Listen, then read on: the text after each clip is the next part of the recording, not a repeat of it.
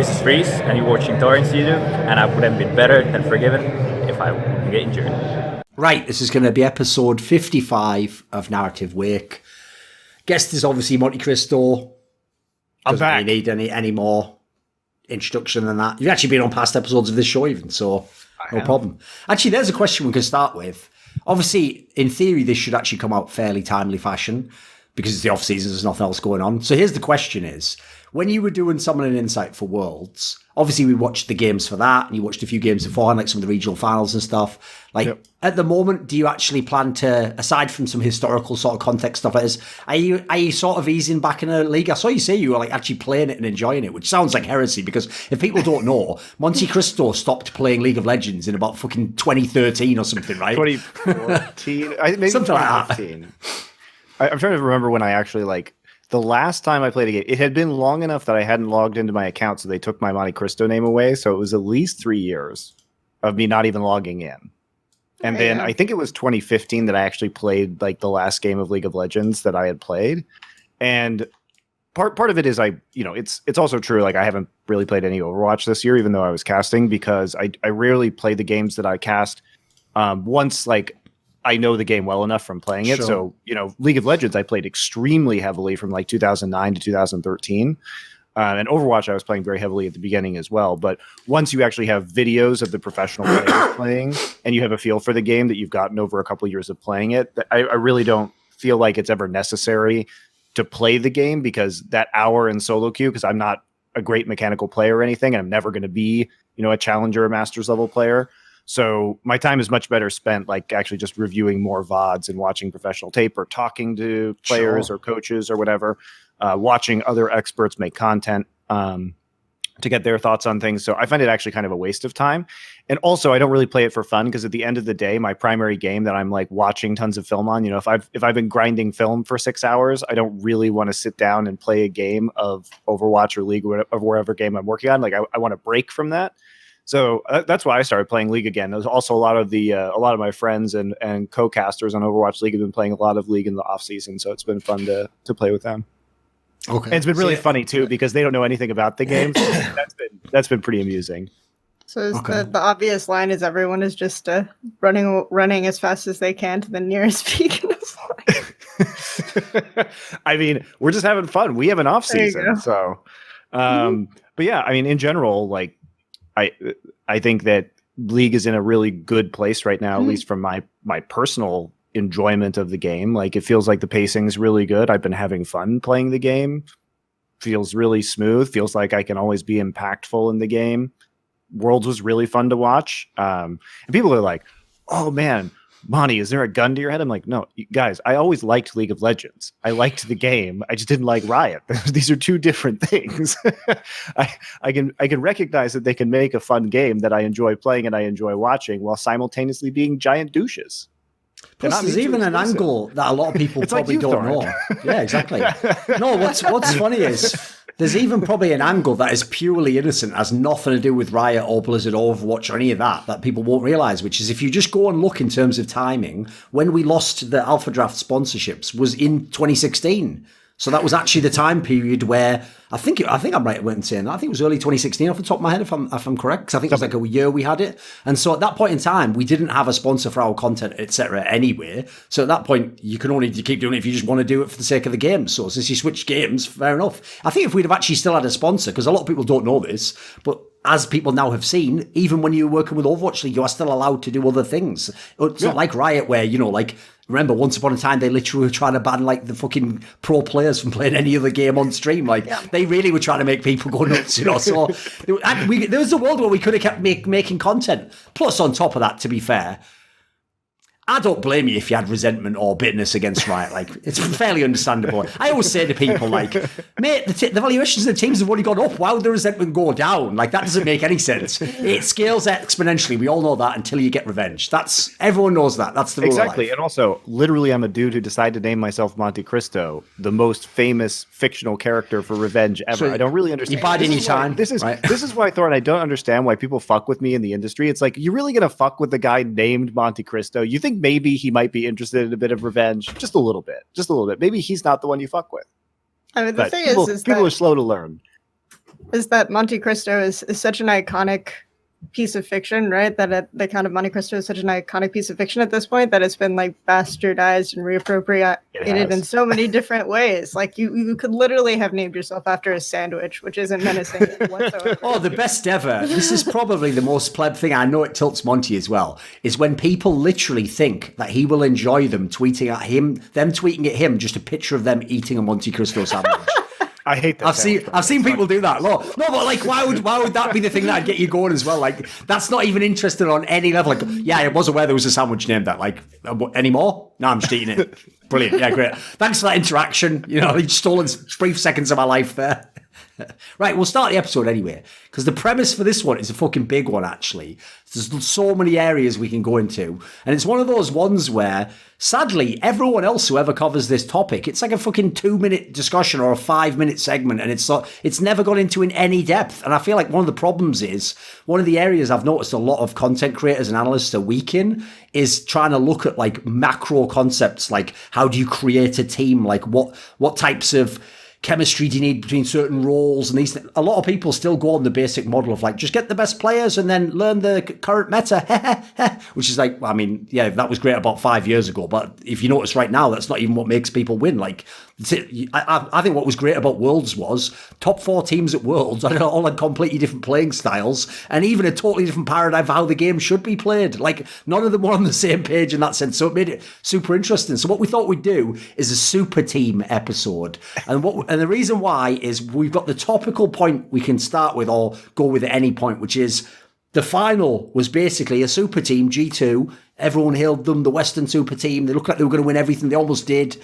And then on the other side, well, if you look through the rest of the year, all the other teams that looked like they were going to beat them, Fnatic or... I mean, I would say Team Liquid, but I can't even lie to myself on that one. But whatever, they played them in the final. That's all that matters, Kelsey. And then, obviously, SK Telecom. These were the super teams as well. So for a while, it looked like super... And IG, obviously, to some degree, were... I mean, listen, Baolan was never a fucking super team member, but whatever. I'll lie. I'll believe the lie that for 3 weeks in spring, he fixed everything and he was okay. I'll believe that lie. The point is, super teams looked like actually the way to go in Season 9 with all the skill you could express, all the fighting, all the skirmishing. But then at the end of it all, it was won by a team that was absolutely by no definition a super team on any level, even down to the fact that the captain of the team, it's not even like they were dissing him. Just as a mid lane, he's not the best at all. He's not even close. Like, even he would probably tell you, like, I think, you know, fucking Captain Faker probably better than, I'm sure, I've no doubt. Yeah. So he's very transparent about it. He says that, you know, I'm not very good, so I need a mechanically good jungler. So that's like he legitimately says that. It's very interesting. So. You see, Froggen, all you had to do was lie. And then you would have also gotten a mechanic. Instead, you had to have the arrogance to believe you were good. And look where it got us both now. I don't have a show anymore. You're just on shit teams. Listen, we're making money, boy, but it's not good. We need to be back where we used to be, at the top, you know, doing the big shows. We might bring someone inside back. Who knows? Anything can happen. So anyway, where do we start on this topic? So, Monty, here's what I want to know. Right, I know in League, one of the reasons basically that there haven't actually been that many super teams is, I think there's twofold. One is obviously very hard to put together, like financially, like, you know, I mean, even though there's no salary cap, there is in the sense that no one's making any money. So that's a pretty good fucking salary cap for the league right there, you know, like the salary cap. Yeah, exactly. That's a pretty good salary cap, to be fair. I've noticed that. There's only a few people go mad on the money in that sense. So the other angle to me is an obvious one. If anyone's ever watched any of my content ever, it's clearly my number one pet peeve. And if I could wish all of you that believe this away, I would snap my fingers and rapture this motherfucking world, which is whenever a team wins everything, y'all just say they're the super team. Y'all actually told me all of Cloud9's members, including Lemonation, were the best in the fucking NA at the time. Y'all actually told me that fucking Bang was a fucking god and that Wolf was indeed the best support in the whole world. You all just gaslit me for years. I felt like I was the one person who was like, no, we live in a matrix. And you were like, seems perfectly fine to me. What are you talking about? This seems like a real... Can you hear that? That's solid wood. It's a real world. The actual mind-blowing thing is that, you know, Emily recently made that tweet about, I thought a lot recently about who the greatest jungler of all time is, and I think it might still be Dandy, like all the stuff. If you actually click on that tweet and you look at all the replies, oh, but it's cancer. Bengi is the most common name. What? There we go. At least Of like course. 4 people just replied to her with Bengi. It's really, What's great we're gonna is- trot Bengi out after all of these years again. It's like these people don't understand why it's even called a Band-Aid fix. It's called a Band-Aid fix because like that isn't enough, boys. Like the guy's gonna die if we like the Band-Aid just keeps it done for now, but that's gonna run out. Like the idea of Band-Aid jungler is the best ever, while sat next to the best player to ever play by about 10 cubic metric tons, you know, like what are the odds? What are the odds? I'm just saying, you know. It's okay. Also that it was his specific supportive style that even, you know, helped enable Faker mostly. And even then, I think there are strong arguments to be made that his inability to play certain specific jungle champions over the entirety of his career, most notably Nidalee, that he didn't play for like years, even though she was going in and out of the high tier jungle meta during that period. And really any kind of high mechanic jungler was super problematic for that team. They were winning in spite of it, not because he was great, right? But Monty, there was that one game where they strategically first picked Nidalee and won it, even though he hadn't ever That was amazing, actually by the played way. it before. Have you ever actually heard the storyline that was behind that amazing. though? That it actually wasn't a pick, you know, it was that he legit forgot to ban it, and then they just said to Bengley, "You've got to pick it," or something like that, something stupid like that. We literally have the comms from that pick ban at Worlds where that happened, and they literally Koma says like he like apologizes and says I forgot to ban it. It's amazing they won that best of 5 anyway. All I'm saying is, what was Coma's job aside from the draft? So, you know, that's right. I'll keep low-key hating on the most accomplished and decorated coach of all time until the bitter end. And then, you know, probably have to just admit he was pretty good. Like, yeah, to be fair, actually, from getting to know more coaches, he is pretty good. I'll give him some props. He just did some things that annoyed me. He can really prove himself on Vici Gaming. There we go. Exactly. You know, all I'm saying is, now take a second team, win a few worlds with them. I'll have no choice but to give it up then. But it's like I actually the really complete appreciate most opposite extreme, right? Because Vici Gaming, I don't think there's a world where Vici Gaming does well, right? No way. Unless he's like That's the a most cursed insane dog. coach ever, so it's actually pretty insane. I mean, I love this because it really bothers me when we have like the problem of Koma and Faker, which is that we need to see them independently of each other to actually truly evaluate them, which is what tilts me so bad about Brady and Belichick on the New England Patriots. That I'm never gonna fucking know, right? Hopefully next year. Hopefully So next annoying. year. I've got my fingers crossed. Hopefully next year. Well, here's the thing. Without going into a whole digression, the sickest thing about that is, you know, that was a real story. It was definitely true. That like 2 years ago, Belichick just wanted to replace him with the guy who was the 49ers quarterback, which obviously would have been fucking sick. Like, he even nailed it. That would have actually been the move. So it's all right. The problem is, we'll wait. Listen, there'll always be time to build that narrative. So if we can just hopefully not win anymore, then we can probably. Thorin, the problem with that is that even if Brady were to go to another team, he's like old now. So yeah, it doesn't count. I wouldn't even count it myself. There would be excuses. So unfortunately, that window has passed. No, you're right. I couldn't even count that one. That would be kind of. Put it this way: as much as I hate on Wolf, it's not like I talk shit on him being in the fucking TCL and act like that. Look, he can't even be the best in the city. He was mad washed up, but he obviously now, it turns out, had all, unfortunately, behind the scenes problems. So I had to just live with knowing people would forever say he was good. So okay, if we're talking about the concept of the super team, then right. What about this? So, Kelsey, I've done a rant on this a million times, so I want to get your takes on it. Why do you think, like, the rare times they've tried to make the super teams, it doesn't work? Because obviously, China's tried a couple of times. Like, most notably, everyone forgets it because they didn't make any impact on the league or worlds. The OMG team that just added Uzi I. Like, at the time, remember, if people remember, Cloud was a pretty, like, strong support as well. Like, that actually did look on paper. It was an all-Chinese team, and it looked like that should win the LPL. It did absolutely nothing, right? Yeah, I think the failure of super teams is quite possibly one of the biggest condemnations of coaching in League of Legends. So a lot of it is just like players come together because they've achieved a great amount of success doing what they're already good at, and then they manage to get on a team together, and then they all want to do or play a certain different way or specific way. And in some cases, it'll be players who maybe were all too. They played like survive side and let other people be the star, and so you don't have a team that's functional in that way. Or maybe you have a bunch of players who are just like really, really insane and actually don't know how to manage the wave properly on survive side or anything like that, but they can't adapt or they don't know how to change, either because they don't have a good means of maybe conflict resolution, mediation, deciding, okay, how are we actually going to play as a team? And then it just all fucking falls apart. Like a big thing that goes hand in hand with that, especially when we talk about something like China, is that the captain of the team was just always the player who was also the best, right? Of course. That was usually the way that it was done in China, is that you could succeed if your captain was also the best player. So if you had those factors going in, then that guy would just take the resources and tell you to shut the fuck up and play survive side or whatever. And then 5 people do that all at once. And it was functional, right? You can't do that with a super team where it's not clear, who is the best player. People don't just fall in line or have the automatic same level of respect, right? There are probably similar things that you can see in other teams that came together. Like I always talk about Mata because he, in recent years, keeps getting put on teams with carry top laners now. Sure. Even though, like, Mata, I think, doesn't know how to play the bot lane in a non-aggressive way. And this was something that I broke down when the KT Rolster team came out as well. And that's probably, to me, the biggest reason why they went with Effort, is because they just consistently have to play around con side of the map. So stuff like that will consistently happen if you have a really, really strong player. He knows how to play the game a certain way and isn't necessarily going to adapt or respond to the meta very well, which is also why we have such, like, this also goes hand in hand with why we have such short player careers, right? Is that people learn the game a different way, the meta changes, they don't change with it.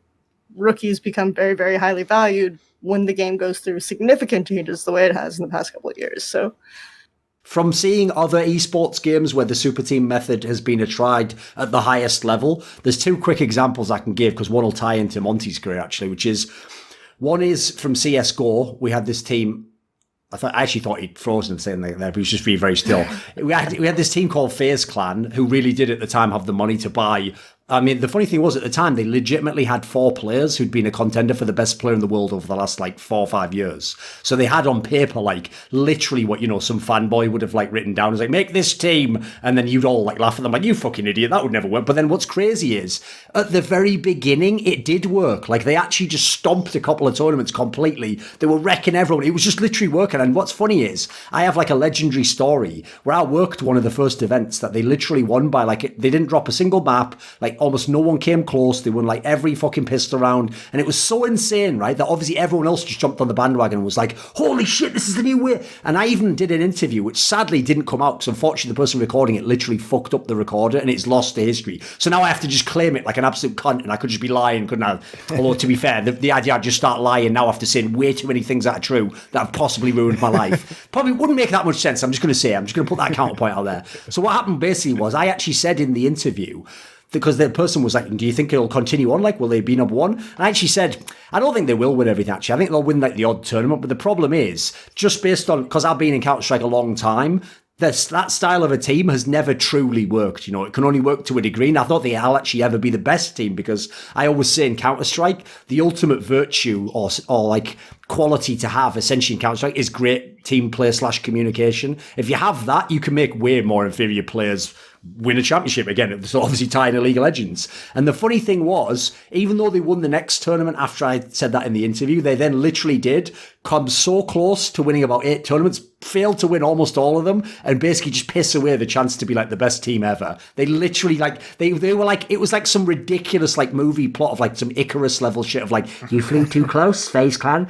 you could not make it. And then so what's ridiculous is, there's another example, and the reason I'm going to give this example is actually going to be from Overwatch. Oh my god, he said it, wow, everyone tune out, downvote the thread, shut the fuck up. So the reason why I'm going to give this example from Overwatch is because it's going to actually tie into the greater point. Because guess what? None of my examples about basketball players or fucking UFC, etc., is actually about the UFC or basketball, you stupid idiots. It's obviously just a teaching tool that if you can get the premise, or you maybe know that sport, we can elucidate what we're talking about. So in Overwatch, one of the teams that on paper should have won literally everything was a team called the London Spitfire. And they actually did initially win some stuff. And then another team also was a team called NYXL. This was also that was the mechanical super team. The Spitfire one had loads of really good players in all their roles. And what's funny is, ultimately, judged against the rosters, they were actually mildly underwhelming to largely underwhelming. And this ties into my greater point about these other games and then bringing it back to League, which is this. When you have a super team,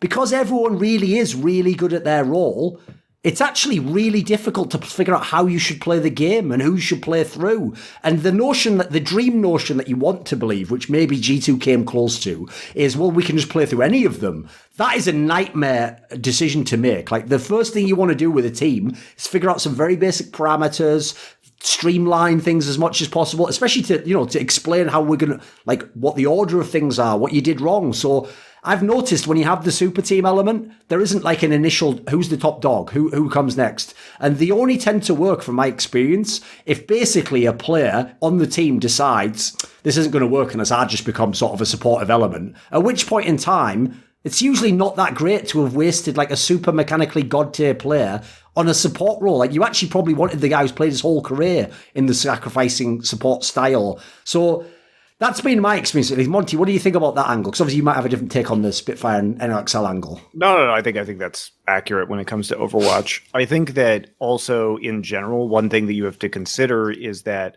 a lot of the players that when you're trying to create a super team, right, it requires these players to have developed their own reputation on their own teams. And it often requires them to have developed in tandem with several other players who may have been playing with them and affecting their styles for years. And to go back to the Faker Bengi reference, it's like these guys started their careers at approximately the same time. Bengi was there for the entirety of Faker's career up until Bengi retired. And so because when Faker was learning how to be a pro player, he had Bengi as his jungler. Like, that really colored the way that Faker's style developed, and it colored the way Bengi's style developed. And I think the problem when you have any super team is that you're trying to mesh together a bunch of players that have developed from their rookie seasons into star status under usually one specific system. And so trying to make adaptations to a bunch of different players' styles doesn't really work, because maybe these people don't know how to play in a different way. And I think we always have to look at, I'm not the biggest basketball fan, but I do think that basketball is the best analogy to these like small 5 versus 5 or 6 versus 6 team-based esports, because when you only have 5 people, obviously you have like a huge amount of weight on any particular person, and you have more limited ways in which you can actually play the game, which means that a star player has a much bigger impact in these kind of games than in most other games. Maybe hockey is another example of that, right? But because hockey, at least you switch lines more frequently. Like, you can't have, except for the goalie, like one guy isn't going to play the entirety of a game of hockey, whereas in basketball, you can have guys that play like 75, 80, 90% of the game. So close to the full game at the very least. And so I think to put your analogy further is when we have had basketball super teams, like famously the US men's team sometimes like crazy underperforms and loses in Olympics or international tournaments because it's like a super team, but none of these guys can play together because they're all used to being catered to because they were the star players on their team, and jamming them all together creates a pretty inefficient system a lot of the time. By the way, I'll just corroborate what Monty said there, because the funny thing is, even one of the years that people will remember that the USA men's team won, which was more recently, it was 2008 when they made the Redeem team, where, because the USA had lost a bunch of times without the best players, they put all the best players on one team. So they had like prime Kobe Bryant with like LeBron James. It was ridiculous. It really was like the all-star team. Well, here's what's funny. Everyone just remembers, well, they won the gold medal. What are you talking about, Thorin? That proves the super team concept worked. No, they narrowly won the gold medal against Spain, who was a really good country at basketball. But here's the thing. Spain only had legit maybe like 2 all-stars. The rest of the team were just people who could just work with those all-stars. Like, it actually makes the point for me. Like, if anything, the fact that the super team won doesn't really show much. So that's probably the exception of the rule. I'll also say as well, by the way, just to tie into what you said earlier, because when you said that point there, that's obviously always the dilemma like we addressed earlier, isn't it? It's that if you have someone who becomes a superstar, but he played his whole career with a support if he's an AD carry, or with, like, that's the reason I always wanted to see, listen, people know I was a skeptic of fucking Sven when he was in Europe. Well, one of the reasons why is I've just seen Mithy do it too many times with these 6 support AD carries he comes along with. Like, if Sven ended up being a prodigy, I would have had to apologise. Look, I didn't. He went to TSM and it all worked out great for everyone. So the point is this: you always want to sometimes see those players separate to get it, like, just to kind of do like the the test, the counterfactual, what would have happened if he never played with this person? What if he doesn't, So I'll just say, just as a quick side point, since you referenced earlier the whole thing about like Bengi and Faker, and obviously the problem is everyone saw what Faker was doing and then saw the way that allowed Bengi to play, and then the way that Bengi played helped Faker, and they all thought at the time, initially in Season 3, Bengi's just the best jungler, even though obviously there was Dandy around and other very, very good junglers. People actually really did in the West all think Bengi was the best. Now, the reason why this is funny, I'm going to do that thing where I sort of flame someone I like, but just because it's me. I don't know if you've followed me, but it's kind of what I do. So here's the thing, right? The person who I remember was the most eager to tell me that Bengi was the truth, and he actually legit was a genius, and that he was doing all this stuff, and he really was the best, was Dexter after he'd been in Lemon Dogs, right? And so obviously what happened is everyone thought Bengi was really good and Faker was really good, and then after Bengi sort of went to shit and left, then everyone was like, actually Faker was just really good the whole time. And obviously if you remember the careers of Dexter, who was considered like the best jungler because Lemon Dogs was the best at the time, and then NateDOhDoubleG, who was considered the best mid laner, well, NateDOhDoubleG still plays now, he's still considered a pretty good mid laner, whereas Dexter, well, he's working in the rest of the industry now, so that's all that matters. I'm just going to say it's interesting how like sometimes things overlay just so perfectly. I think in these examples too, it is important to point out that it's a process of development, right? Like Bengi looked good because Bengi figured out how to play with Faker, and it was the synergy that was so strong between them, and the kind of play styles that they had. And to go to Kelsey's point about Mata, it's not really surprising that Mata developed into the aggressive support player because he was playing with Imp, who is a super aggressive carry player, and his top laners were like Alm and Looper, who were basically teleport bots into the bottom lane, right? It was everything about that team was really playing around bottom and sometimes mid.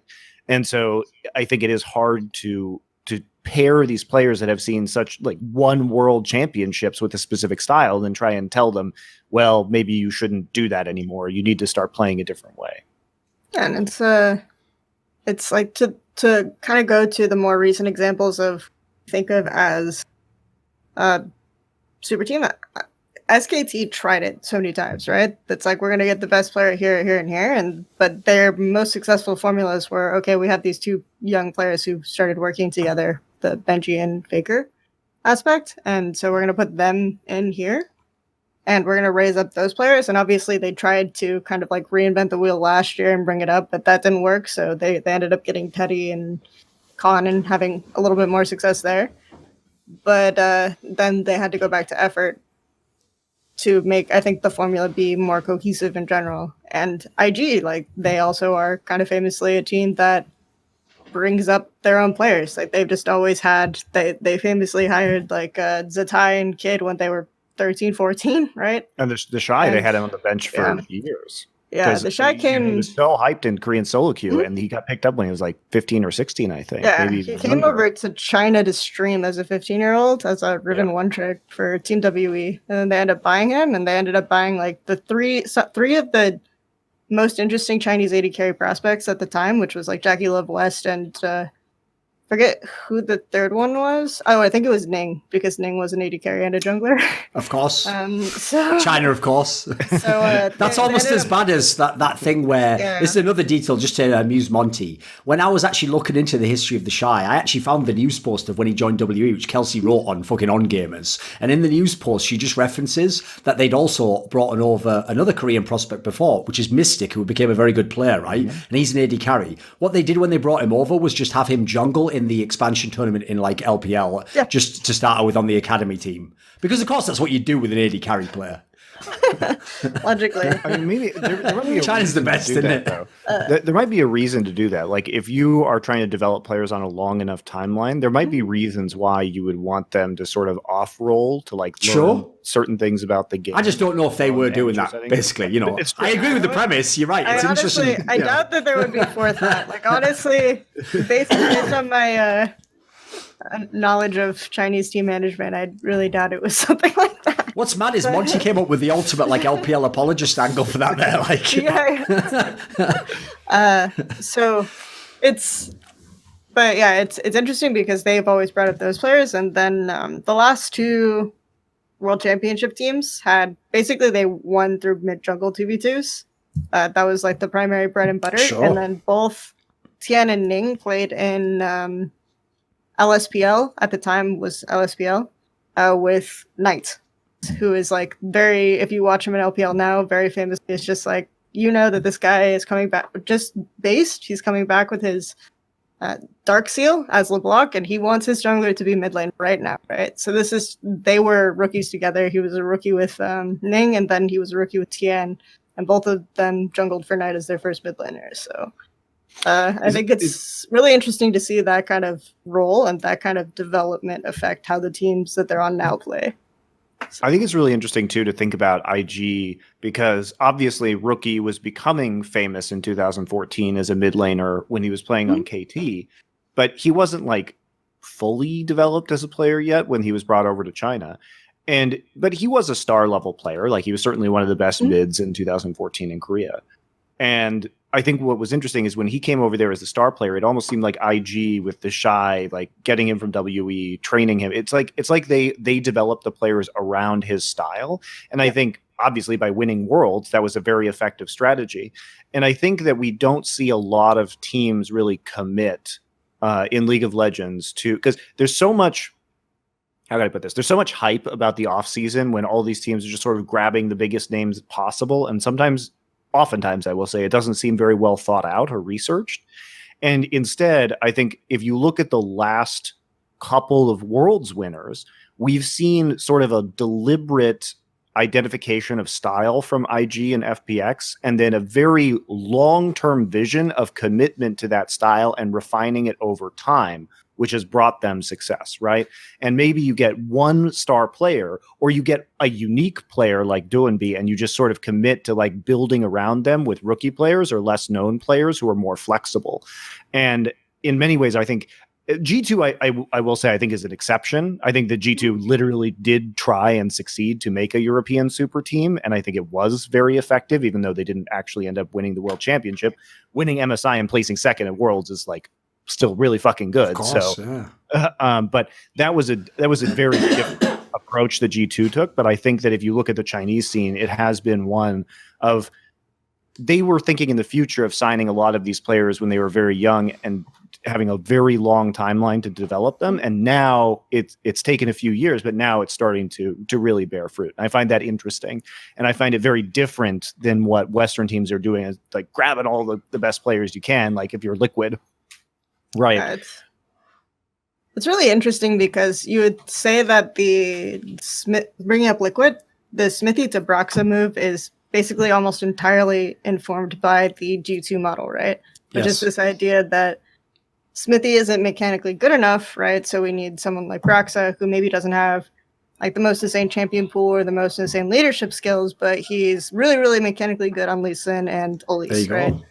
So that seems like that's the entire driving force behind the idea. But I feel like it's really strange because G2 is kind of the exception that proves the rule, and then the team that actually ended up winning Worlds is, and this is why the back and forth narrative about whether or not DOhDoubleG is like a sick mid laner or not is actually a really useful one to have. Sure. Because if he is a really sick mid laner, then maybe this is just another G2 team, right? But if he's not, and I don't believe he is, then I think that should really, really tell you about the value that players like DOhDoubleG can bring to a team if you have like good pieces to put around them. So.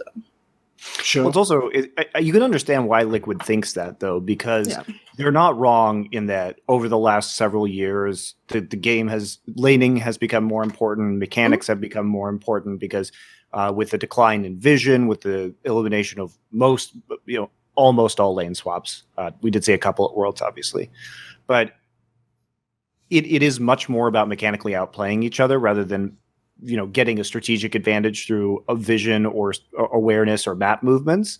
And it's much more about tower diving and other things that do take pretty heavy mechanical ability. And so you can understand why they would think in this particular way. But one of the interesting things we had discussed, at least in Summoning Insight, was with LS, is like LS was saying like scaling comps were faring better over the time at Worlds, which I think he's right about. And so in a way, Team Liquid style was ended up being like pretty good for Worlds if they had played more to scaling or more to kind of late game team fighting.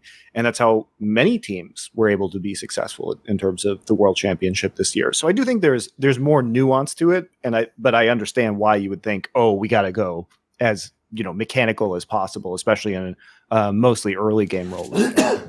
The funny thing is, though, I actually think, I'll make a little prediction, even though it's in theory a historical piece.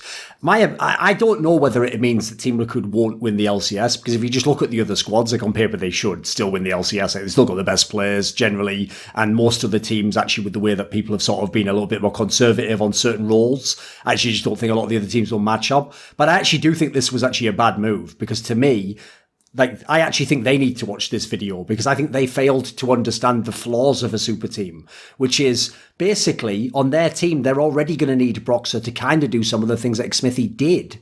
Like, be the person who just fixes every hole on the map and plugs everyone and goes to the right lane at the right time and then goes to the other one, and then hopes that you get the game to the state where you can win it. So what's weird about that is it's like you're hoping Broxah can do that. He didn't show he could in Fnatic, but you already had the guy who did that. It's like, I don't know where they think the upgrade is, except for, as Monty says, but he will have Lee Sin games. It's like, well, that's not really going to happen that often, is it? Like, well, it's also just Xmithy was known for kind of team fighting well, right?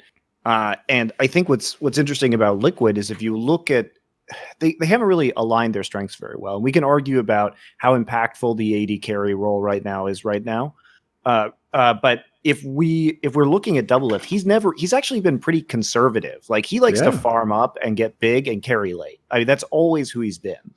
And I think that if you're going to, maybe you think you can get a big advantage for him or snowball him earlier if you have a jungler like Broxah, but Team Liquid's identity and impact as well. These guys are based around sort of playing a conservative laning style, at least in their side lanes, and then coming out and having some really big team fight victories later on, which is why Jensen in there was a little weird in the first place.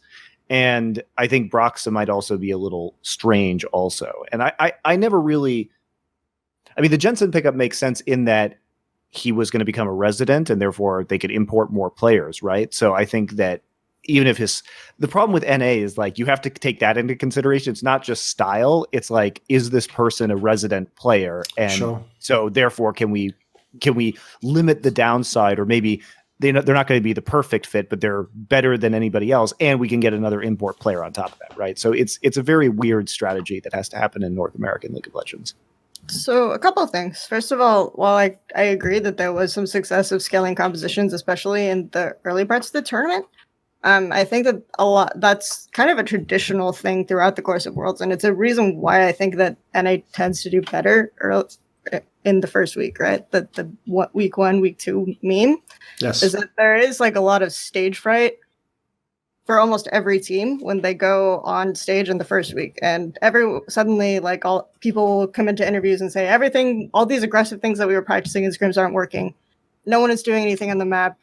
We're stalling out, we're farming up, and we're getting to late game. But in the second phase of the tournament, the second week, you start to see kind of more explosive games. Like, this is more of the success from champion Elise Kiana comps, or Lucian ended up coming up a little bit. And I would argue that like FPX's Nautilus Blitzcrank comps should not have won games, right? They shouldn't have won. Like, if the criteria is scaling, so you had like more explosive skirmish style based successful composition. So I do see like the idea of we need more mechanically intensive pieces to be successful. But I do think that there is a concern for like a lot of scouting and bot watching this offseason has been, okay, how good is this person at moving their character? There's less conversations to be had with them. There's less concern with the other stuff, which I feel like was a development over a course of time. And then to an extent, G2 has gotten to a new part of it. The other thing is that I actually think of Jensen as a mage player now, more likely. Like, I think he has kind of become like just the Neo frog, and he even literally just copies the fucking champions he plays. He plays like, I think his Orianna is pretty good. Like, you get some good 2v2 skill out of him in Akali and stuff like this, but I always feel like he's performing way better as Orianna, and that's part of maybe why you saw some of the weird picks from Team Liquid at Worlds, like the as Anivia and Orianna come out was just like Jensen's champion pool in terms of comfort. So yeah, it's weird. But if you did have an explosive 2v2 mid, then that sounds like a really good scenario to just kind of create a strong point in the early game of the map and protect side lanes and allow the side lanes to scale up and get to the team fights where Team Liquid succeeds. So if that formula works, that could make them stronger. Put it this way, I'm not really sure that that's what they're going to get. I think from what I remember, didn't the Broxah move get announced pretty early in the offseason? Wasn't that like one of the first moves? Because if everyone remembers, behind the scenes, there were tons of rumours that Chovy would go to like possibly an LCS team. And I'm assuming Team Liquid was right in the bidding. So I guess I sort of see that. Like if they were going to get Chovy in Broxah, maybe there's a logic. Because obviously like you'd think that they would tear the LCS up. But that's also I guess that's also another problem you have to mention with building teams, right? Is in the off season, you can never get all the pieces at once. Usually you're getting one piece and then you're like, right, if I hold on to this one piece, I can get this other piece. Shit, he doesn't want to come, right? Do I still want the first? Fuck, what if I get the other one but not the... And by the way, if anyone doesn't know based on the interviews, I know they've been deflecting. That's basically what happened to TSM. They didn't pick fucking Dardoch as their first choice. Like, they didn't have a down year and then think, you know what? Throwing Dardoch on the roster, that'll make the fans just purely happy and they'll all think, no, that was just them. You know, they played musical chairs and at the end only Dardoch chair was left and they were like, shit, well, gotta sit somewhere. So, you know, I'd even say this as well, Kelsey. Like, we could tie this in because, you know, Monty was taking the angle, which I think is interesting, one of like, essentially it's a concept we've started to narrow down in CSGO, which is also in CSGO we used to just upgrade players. I mean, that term upgrade is so dangerous, I've learned now. Well, we're upgrading them for, in theory, better players, but what we found in the end was most of the teams that have the true dynasties have a core that just plays together a long, long time, and it's how you swap the players in around the core. And then the concept is, you know, they've figured out some essential chemistry or style of play that you can then add to and subtract as you need to based on the current time. So even though FPX, the team, didn't start like this years and years ago, if you just look at the career of Doinby, you can kind of see the seeds of it, right? Because what you said earlier, that he himself admits, like, I need a sick mechanical jungler, that's been his MO for the last, like, 3 guys. And by the way, they all end up looking like monster fucking junglers when they have him. But I tell you what, I saw Flawless when he didn't have Doinby. He didn't look like a fucking genius. He wasn't always going on the right time. He just kept going in, you know? Like, what would you say about this, Kelsey? Because it feels like Doinby's been developing the concept for a while. And right, he played with Clid too, right? So and my boy Swift back in the day. Yeah, Swift, the Swift Doinby saga is still infamous. A lot of basically go forwards junglers that don't know the back, they have no reverse. One of my favorite anecdotes about Doinby is that, you know how you can have like fan donations on the LPL stream? Sure. Doinby's top streamer is always this guy who calls himself QG Swift just to fuck with him. Why are fans of streamers in every region so horrible? Why are y'all like this? Why can't you just donate and say, I love your stream? Why do you always have to say some horrible shit that a computer voice reads out to them? That's it. You know what, Monty? Richard always tells me, even on stream, that I should stream. And I always say, first of all, I don't want to just end my career in one day, do I? And secondly, the other reason I'll never do it is because you have to read Twitch chat and listen to the donations, and you couldn't pay me enough money to have a computerized voice read insults at me while I play League of Legends. Like, it ain't, I'm sorry, that's not going to happen, boys. Like that is not even on the table, I'm afraid. But it's. I think it's interesting because they let, according to Doinby, they let him pick his jungler this year. Okay. FPX really wanted Doinby, and they were like, okay, we have this idea of kind of the team we would want with you, but we think you should pick your jungler. And they both said, according to Doinby, like, he agreed with management, and they had the same idea that we need a mechanically good jungler. And so they narrowed it down, and Tian was, like, I guess their first choice, which is interesting because a lot of people were kind of debating how good Tian is after he got replaced by Hacker on Suni. But he ended up being... like, now he's being hailed as kind of the best jungler in the world right now. So I think that's a curious one. I'm not sure if you could say that he's developing the junglers, because I think that there's hints that all of them were kind of pretty mechanically good. But I meant more the concept that, like, he developed the idea that he needs specifically to have these mechanical junglers to make his style work. You know, he obviously understands he can't sort of be like Rookie and just control the fucking laning phase, then win every team fight. You know, he's not going to do any of that. Yeah, like which is kind of cool that he's identified that. By the way, a lot of people are in denial. Like we had the High on Listen Loco not that long back, and he is still to this day sort of like reminding himself that people said he wasn't mechanically good, and then trying to argue that it's not true. It's like, motherfucker, we give you credit for everything else. I'm not giving you credit for being mechanically good. Sorry, that's not happening. You know, let's just be realistic. And the weird thing about it is, it's just a weird thing that he says, because I feel like when I looked at him play, I could tell he understood that it wasn't about him being a strong player. I could tell the way he gave up waves was even like he got it. So I think it's blue buff. Exactly. It's like. I don't know why he has to have that bravado, because I kind of agree with it. Like, the guy, his actions in the game are genius. I thought that guy nailed the game completely at the time.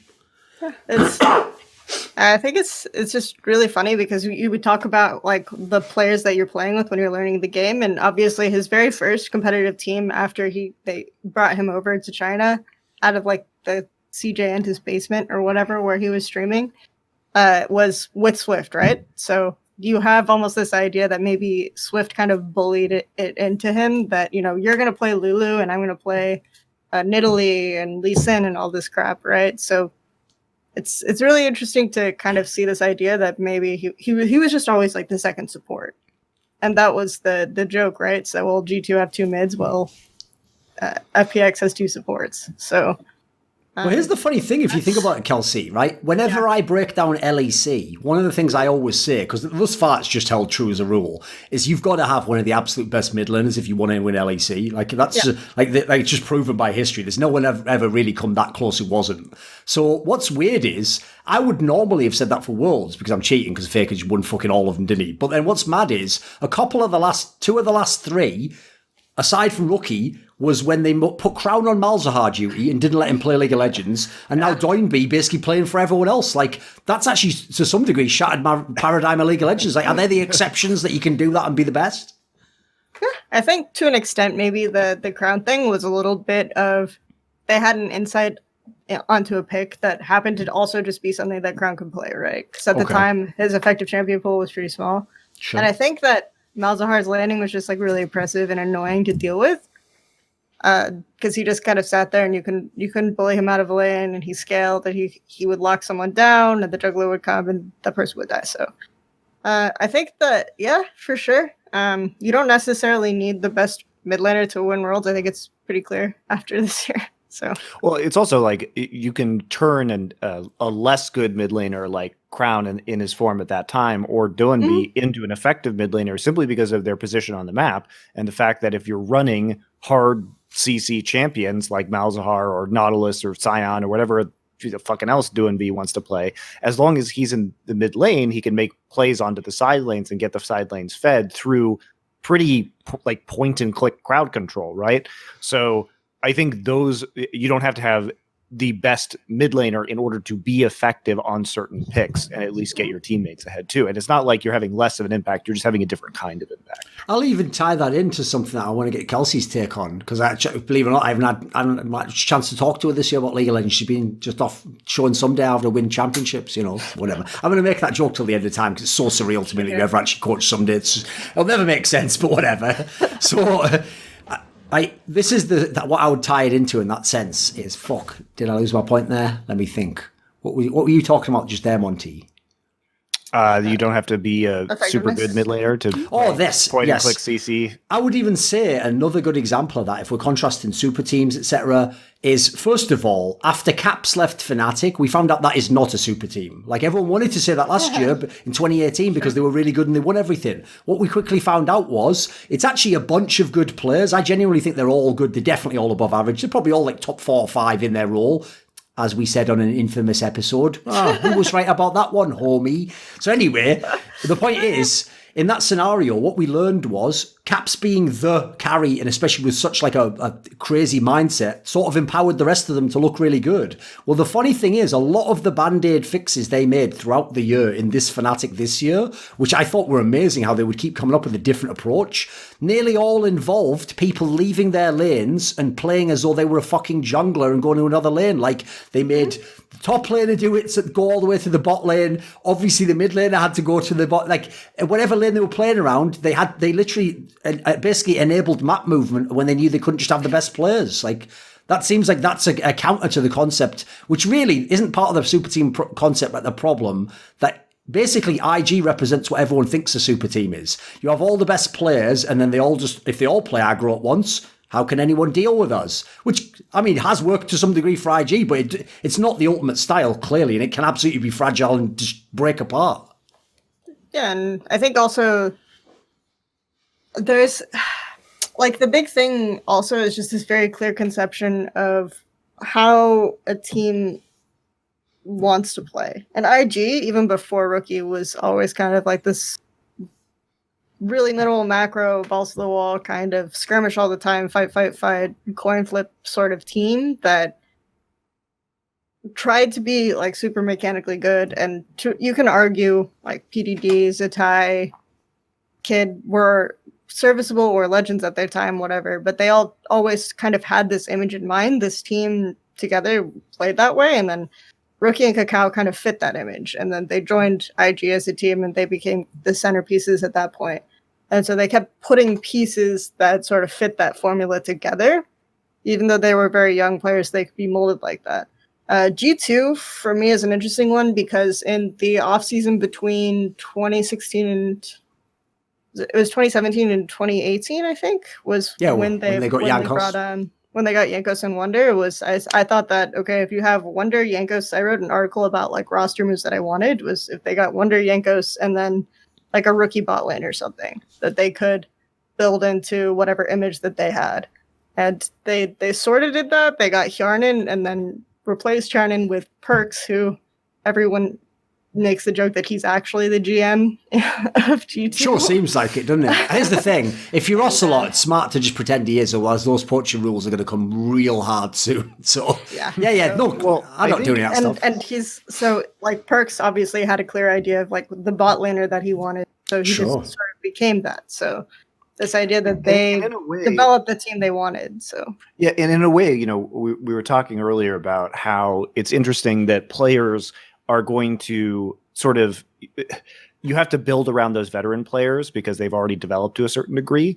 But by putting Perks, by role swapping Perks when he was already a very mechanically good player, you don't really lose any of the leadership or the shot calling that he had, but you have a chance to develop him into the kind of bot laner that you want him to be, as in some ways as if he was the rookie, right? So I think that was like now in retrospect, it's obviously not going to work with most players, but in retrospect, that was clearly a super smart thing to do, especially with the meta changing to allow many of his mid lane mages to remain in play in the bot lane as well. So they kind of lucked out on that one a little bit, but certainly went and ran with it. I mean, that ties into the whole angle as well, that, like, I've always said one of the most underrated things in League is the, like, really great shot caller elements, which certainly they have other people that connect to them, but they can tend to go from team to team with none of those players, and some of the elements still remain in their squads. Well, the sheer number of them that have role swapped to support and then just continued on being the sixth shot caller just shows that, like, you just need that guy in the game. It almost doesn't matter what role he plays, so fuck it, put him support, hope he can just learn that to a half-decent level, and then the upside of what he brings otherwise, in some of these cases, Yellow Star, obvious example, like these particular cases, they actually can sometimes be the best team even though I'm sure to start out with, there's no way that guy was close to the best support when they start. Yeah, and I think you can see a trend of people swapping from mechanically intensive roles to jungle or support or anything like that, and then the team continues to function much the same way it did. Like, we brought up High. It's the really obvious example, right? Sure. Of just this guy getting shoehorned into a team in almost every position possible just so that the team can continue to function properly. So, yeah, it's an interesting one for sure, because you almost...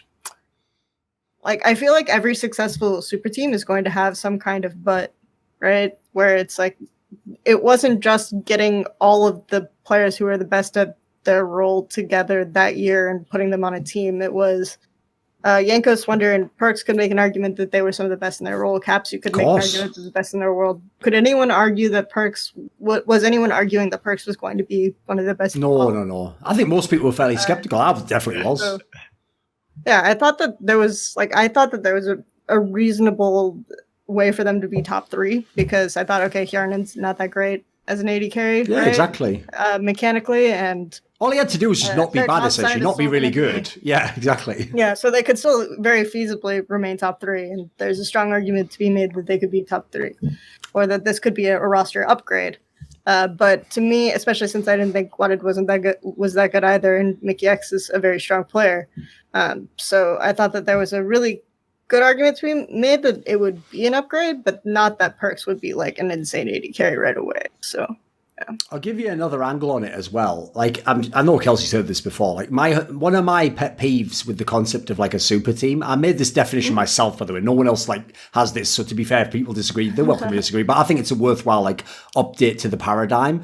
Is I always said a true super team, because this is the definition people are using in the NBA, is supposed to be, like we said earlier, your superstars in other teams, and then you are brought together like the fucking Avengers or something, right? The problem is this, cause people, like I said at the beginning of the episode, take the best team who wins and then say, well, because I think like at a very minimum, they're all 1, 2, or 3 in their role, they then say they are a super team, but it's like they're not though. Like that's actually, you got the cart before the horse there. You're not, if they were a super team, by the way, by that logic, if you broke them apart, they should be godlike. Almost never are, let's face it. So actually, if I look at it, I think that's an area also where the super team concept gets misunderstood, because if you look at some of these teams, like obvious example is like the IG squad you were talking about there, like I said, they played like they were the super team, but actually, like you said, they were constructed piece by piece from players who actually at the time weren't going to be considered the best players. In fact, some of them were unknowns or like just talents that were brought up through all sorts of weird teams and not necessarily even like they weren't the equivalent to the number 1 draft pick or whatever, you know.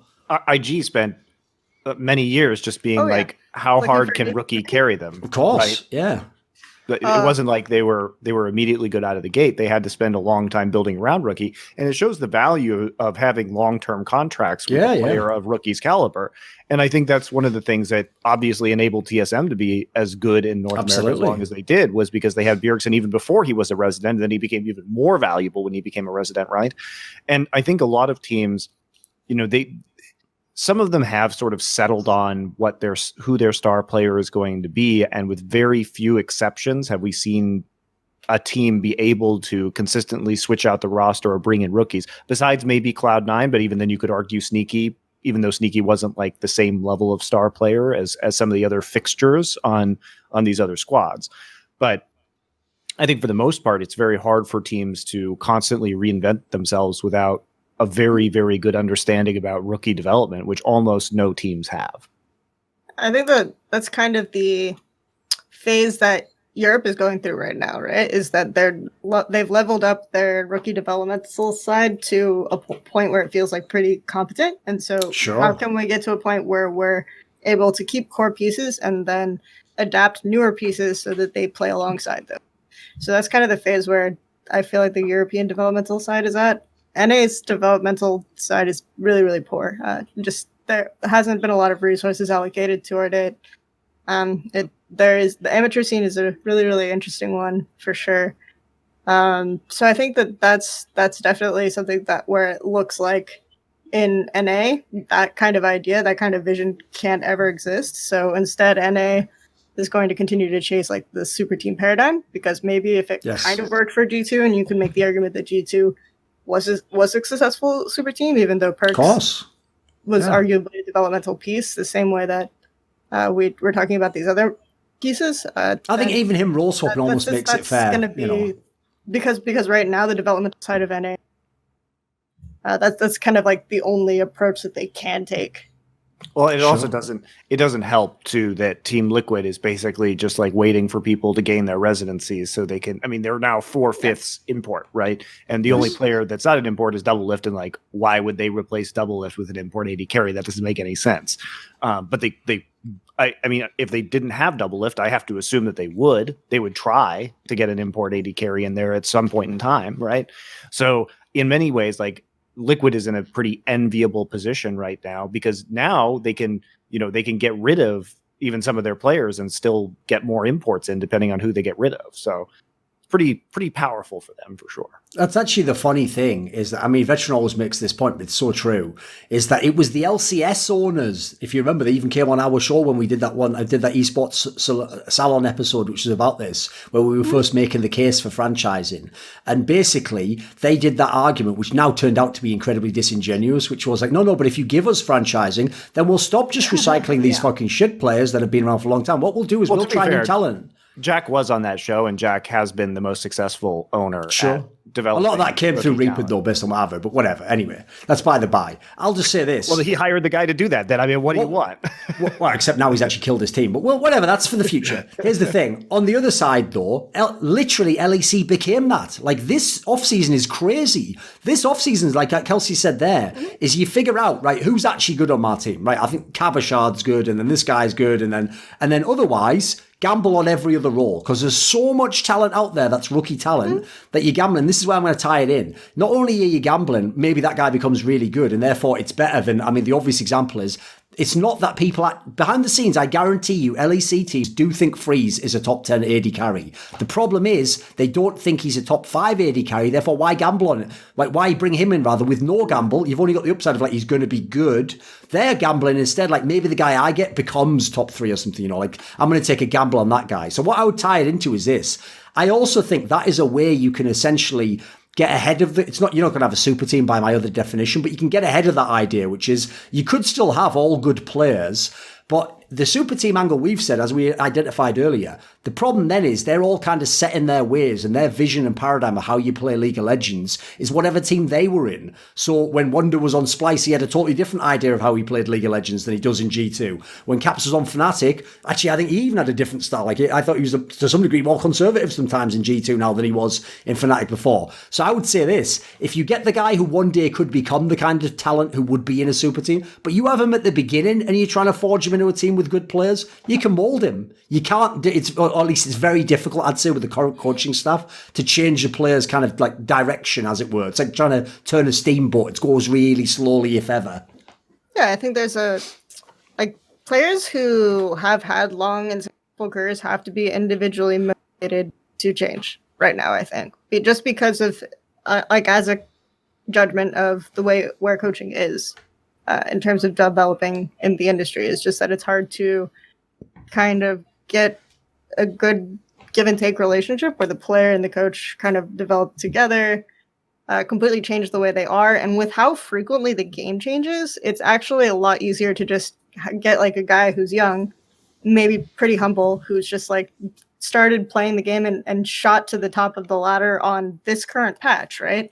And is just really moldable, already kind of inclined toward playing the game the way it's been played this past year.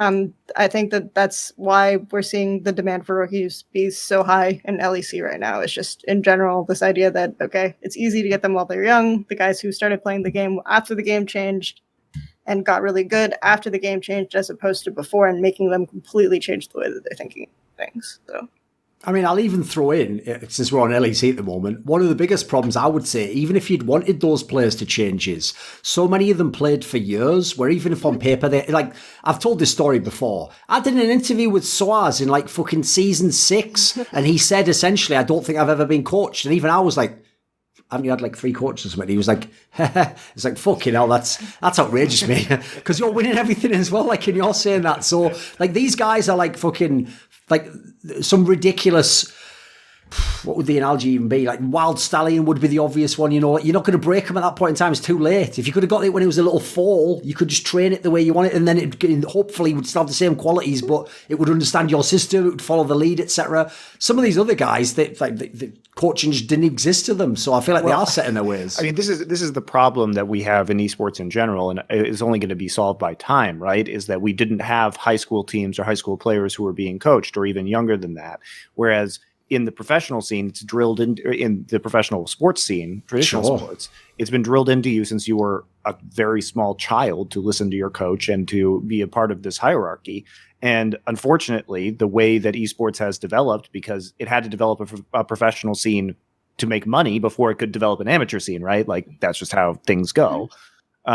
You you're just going to get a bunch of these people who have never participated in traditional sports, who have no discipline and who have no regard for hierarchy, especially because if these people like Soaz started winning titles before coaches even came into the scene, then their attitude is always going to be, why? I could just do it myself. I did it myself before. I won multiple titles without a coach. Fuck you. I don't need to listen to you ever because I've already proven myself. Right. And to an extent, we need the coaches to develop too, right? Like, of course, there's definitely a certain level of justifiability from those types of players. It's especially if they're not wrong, basically. Sometimes, yeah. I'm not saying they are necessarily. Like the state, there are very few kind of well-trained amateur level coaches, right? So you don't have the ability to experience that at a lower level. So you're suddenly you manage to get yourself to a point where you're recognized by an LCS or an LEC team, and suddenly there's a guy who's coming in and saying that, okay, you've gotten this far doing it your way, but now it's you have to start doing it my way to an extent, and that's going to always come up with question mark for sure. I'll even tie it into what Monty said about because the key thing is this is what people always miss. Like, what the pro player now is missing is what the child learned there. Because let's face it, of course his Pop Warner American football coach doesn't actually know like the proper fucking blitz formation and how to run an option route. Of course not. But the notion is you're just learning to submit to an overall hierarchy who's going to try and coach your squad. So what you're learning is it doesn't matter what you think, you're going to go with what the team's doing. And so you can see how that does permeate through sports. Like, I'll give you a great example that people have never thought of the counterfactual for, Monty, because I love this little exercise. It's like a new way of doing my hypotheticals. So everyone remembers the infamous 2014 Super Bowl where the Patriots definitely should have lost because the Seahawks should have just run the ball over the line. They would have won the pit. Right, here's the thing. Everyone now says the worst call ever. Marshawn Lynch has done loads of interviews where he's like, why don't you just give me the ball, But I tell you what right now, and this is a guarantee, I think if that throw just made it and they scored the touchdown, in every interview, Marshawn Lynch and everyone else would have said it was, it was a weird angle, but it was the right thing to do. And, I trusted my coach and listen, he got us this far. So even though I wanted to score the touchdown, I knew that on some level he must have been right. Maybe he scouted something. That's the thing. Just that they literally just did results-based analysis just because I get it. They were really sad they lost. But in that scenario, that's actually as fucked up as it sounds. Obviously, Marshawn Lynch is right. He should have gotten the ball. But if they had because the concept is the coach has to have some of that control. In a fucked up way, you have to be willing to let the coach make the wrong decision sometimes. It's just part of letting the team order run, right? And I don't think a lot of pro players to this day have really gotten that concept through their heads. Also, it's even funnier because Pete Carroll, who's the Seahawks coach, is one of the best coaches in the NFL overall. Yeah. So it was a pretty rare mistake, right? Absolutely. Yeah. It's definitely interesting. So, what about this, Kelsey? Because one of the reasons why I always thought it was very interesting the way China went at Worlds is I would never get totally on the bandwagon. I never said they were going to win Worlds except for Season 7 Worlds, and quite frankly they fucking should have. Fuck you, RNG. But anyway, every other time what I did was I always said they have really good players, that you got to respect this region, etc. But if I notice the team that won everything for ages, the EDG squad, they absolutely had a formula. They could even plug in pieces that were totally different, as in different person, but the same style, and pull that through. And actually they were famously coached by a Korean guy to some degree with the most famous Chinese coach. And then also they literally were the best overall. Most of the other Chinese teams in history were the teams who were trying to go all the best players, or we just play through the best player, or we let people be really stubborn, etc. Do you think actually that the FPX angle of winning, will that actually change China's paradigm on League of Legends? Because FPX is obviously not really like any other Chinese team, quite frankly. I think the paradigm of, do you mean specifically about a mid laner? Because definitely the concepts that you don't just play the way they used to. Like FPX is nothing like the traditional Chinese teams, right? I would say that they have a lot of similarities, because I would say that the idea of finding one method that works and just running it over and over and over and over again is a very, very typical LPL thing. This idea that you have to be more adaptable and have a more wide variety of styles is, I feel not really something that people talk about much in LPL.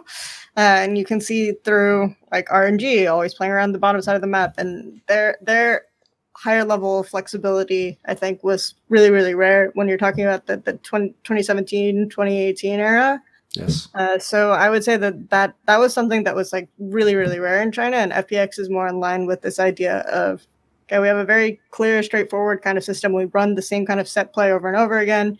Tien's going to do his clear, and then he's going to go bottom, and he's going to help bot lane reset, and then him and Crisp are going to roam mid, and then they're going to 3v3 over either a frozen wave or a wave that is set up by the enemy mid laner. So like anything like that, and then Doinby's champion pool is going to fall in line with stuff that can set up skirmishes really well. We're going to really prioritize these like heavy 2v2 style picks in jungle and mid. So that's like a really, really straightforward, you know how they're going to play every time, and then they execute it. And EDG was really similar, except that they just like dove bottom every game at level 6, right?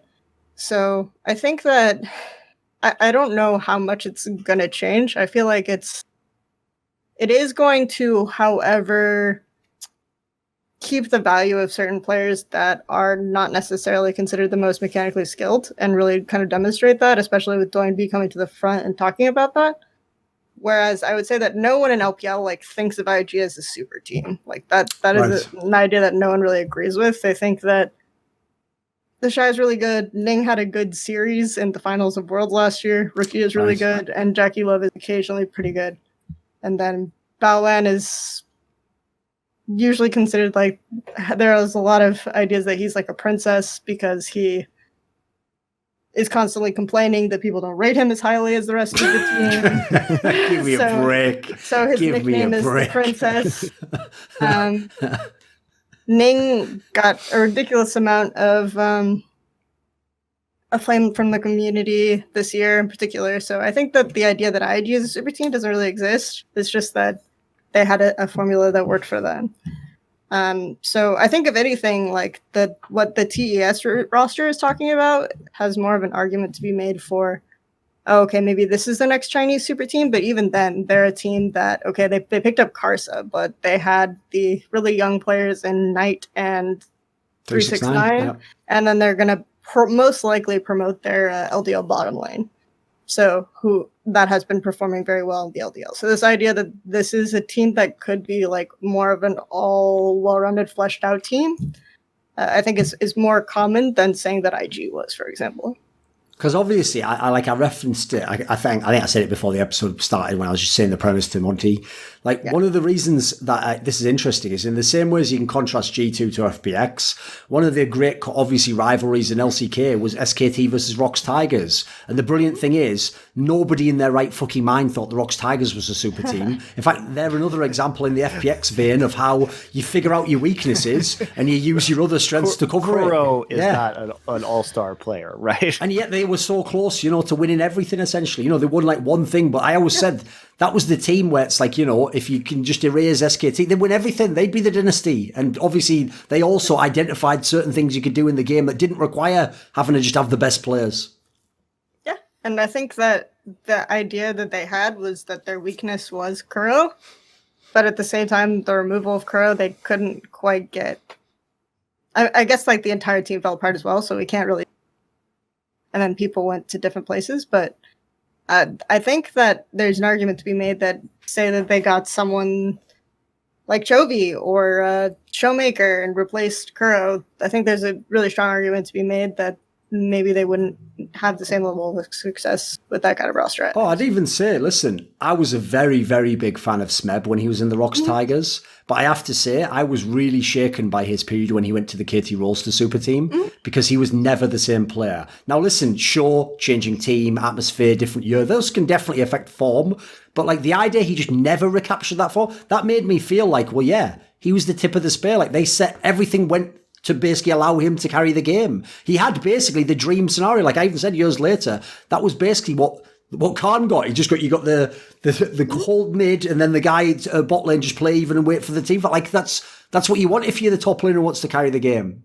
So I think something that's really interesting to look at in terms of Smeb and Khan, since they both played with the Pre-Gorilla bot lane, right? Is to talk about what that bot lane does that I think is pretty unique and allows like younger top laners to develop in a way that they don't have to learn survive side wave management. They can just play like super far forward in the lane because of the way that they like this. The vision line is set up pretty consistently along the way. Prey's laning is actually individually, even though he's... Oh, cut out a second on what you said there. What did you say about Prey? His vision is what? Laning phase, rather? His laning is really, really good. Like, Prey, just individually, if you... His laning is really, really good. So he's able to kind of, like, have really strong... He and Gorilla were able to have really strong 2v2s, and Prey was able to kind of, like, hold... And that allowed them to win the bottom lane independently, and hold the midsection in the mid to late game when like they had the BDD roster where they played like insane 1-3-1, like all that stuff. So that also allowed like those reputations had really those teams had really crazy reputations for their jungle and top lane being able to beat everyone 2v2 because they always had like the vision supporting them. They always managed to time the waves such that they could do the dive. Like the build up from the dive from either Sniper side was like really on point. So that was always the thing that people praised about them. But if they had to play survive side, you saw like very different ways where like they would script their wave. Like the other top laner could deny them when they got into a 1-3-1 scenario. If the enemy bot lane was ahead and they could move first, then they would get collapsed on in the side lane. Stuff like that was consistently happening with them. So I think that system was like kind of really unique and special about working with that particular bottom lane. So we've seen when Smed and Khan have moved to different teams, like flaws that they've had to work on and they've to become more complete players. I even think that goes into why I think when you have a super team, it's not obvious enough who's going to carry, who's going to do what, who's going to get what they want.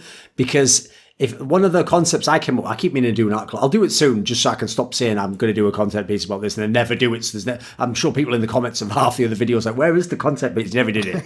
You just kept saying that, and then in his brain remembering he'd said it somewhere, and then thinking he'd done the content piece. So anyway, the premise I have is I have like a theory on team play that I've been trying to develop, which is because obviously when you say team play, which is a term that by the way we always used a lot in Counter-Strike, but we meant it in the most fucking loose, nebulous concept, like but somehow they interact in a way and that helps more, and if these two people are together, it's like fucking I'll get a crystal involved and have a get a sing song going. What are we talking about? Vibes and energy centers, like it's nonsense. So I'm trying to like specify it. And one of the things I came up with, in the same way as I thought I did a pretty good job with the principle of communication, that actually communication is literally just how you like connect people, and therefore my concept was on teams that have bad communication, you need to build up like a scaffolding of like basic comm protocols basically. Whereas if you ever look, I mean you can see it now in the mic checks and stuff, the really great teams have very minimal communication, because actually when you all understand what's going on, you don't need to waste fucking time and fill the air with like noise basically. So in the same way, I have a concept for team play, and the concept goes that the best team play really isn't just that these are two players who like work together well. It's that you need players in your team where their strength covers the key fatal weakness of a teammate. And so the teams you're talking about now, the Prey Gorilla one, are a perfect example, because when Khan was on the Longzhu team, he looked like the best top player in the world. And when he wasn't, in theory, he had a better team. When he came to KSKT, he looked way worse. He looked like he didn't know what the fuck he was doing. Well, that doesn't make sense in people's normal paradigm of the game. But as you're saying, I mean, I think you've seen it many, many times with junglers that could fix everything for a team. Or as we're saying with Doim being high, they could obviously overcome people's weaknesses.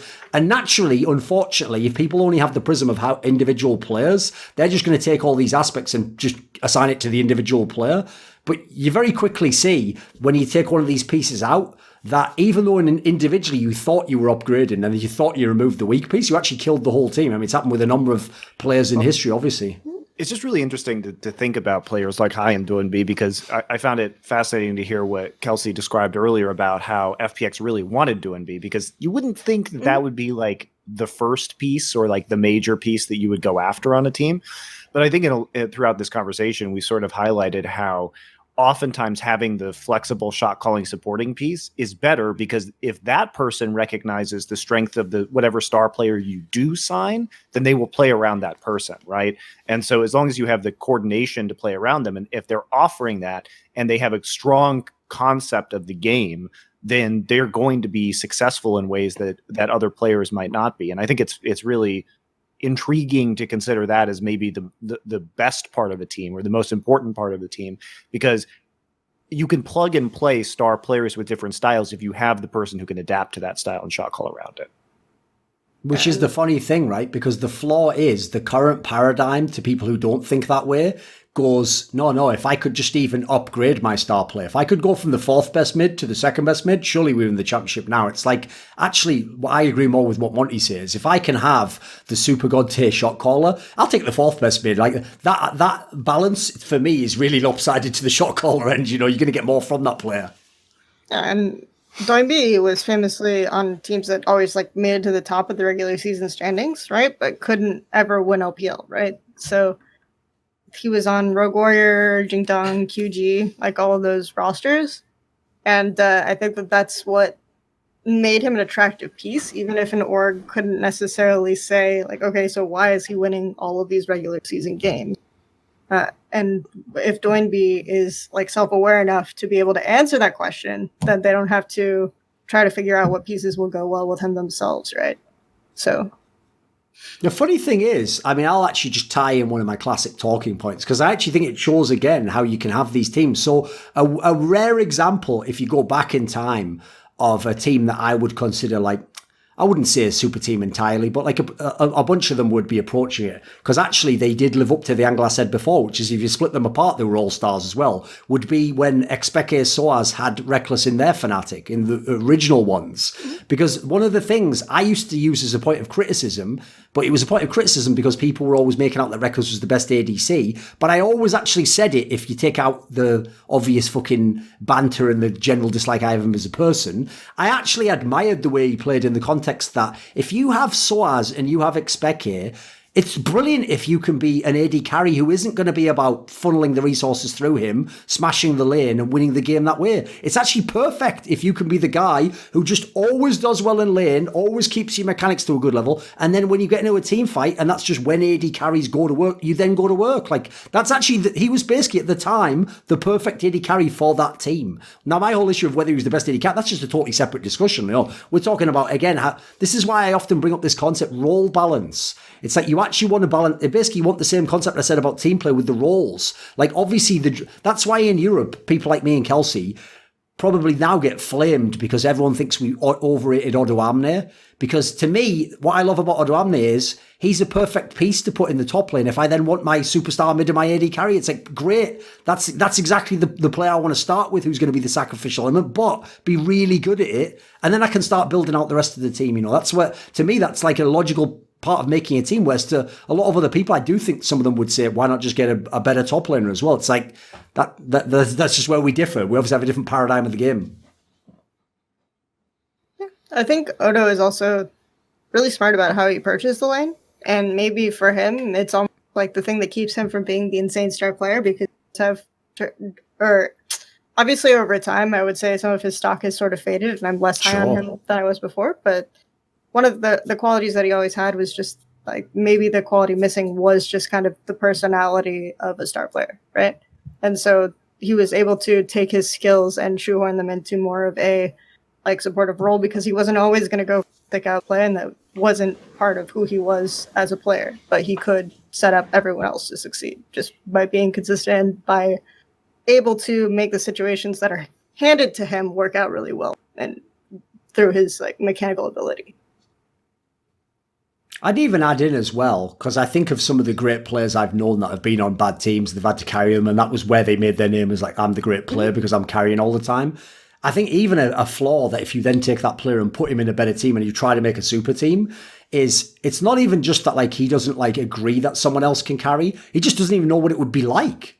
Like you're saying about the obvious examples, the top side play, if they just never played weak side of the map, like they just don't even know what that world's like. In that scenario, they might want to do it. Like I'm sure Smeb wanted to do it in the KT team. It's just he had no experience doing it whatsoever. And in fact, every one of his instincts that he trained in the game, all of his intuition told him, if anything's, whatever happens in the game, you've got to carry, son.